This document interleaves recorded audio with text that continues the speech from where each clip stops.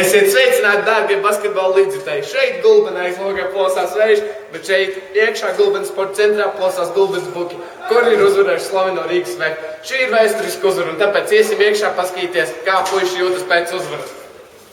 Nu ko, kā tu jūties pēc spēles? Kādas ir emocijas? Spēle iesākās ļoti sīvi, bet nu beigās jau mēs...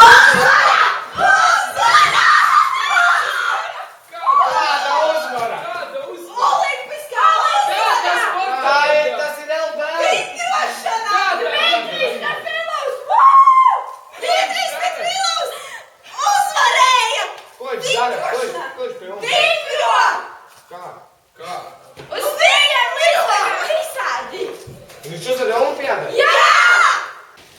Celīs strādājam. Es nosapņoju, ka Dimitrijs Trifilovs uzvarēja vasaras olimpiskajās spēlēs. Nu tad, lai sāki piepildās.